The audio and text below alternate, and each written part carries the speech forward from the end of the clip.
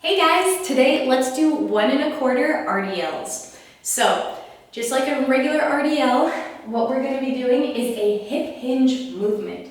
What this means is you are hinging from the hips, keeping that neutral spine.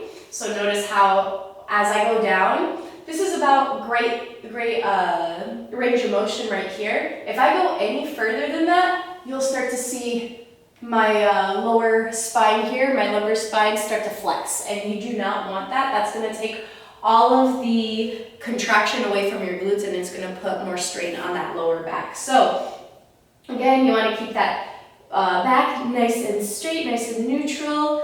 As you are coming down here, we are adding the quarter at the bottom. So because the hardest part of the motion is going to be here in this lengthened position, we want to increase that time under tension in this lengthened position. So we're going to go up a quarter, we're going to go back down, and then we're going to come all the way up. And that is 1 rep. And again, try to keep that chin tucked too. So I know lots of things to think about. Whenever you're doing deadlifts, deadlifts have a lot going on.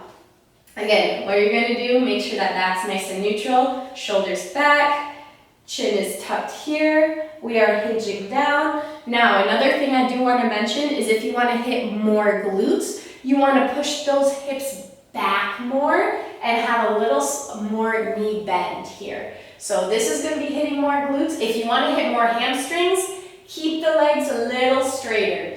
And this will be hitting more hamstrings here. So difference glutes, hamstrings, just depending on what you want to hit. So we'll go ahead and grab our weights here.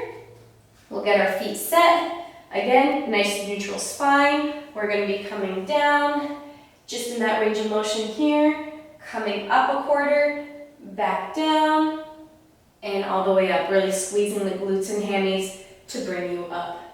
Down, up a quarter, down, and all the way up. Feeling that nice stretch in those hamstrings.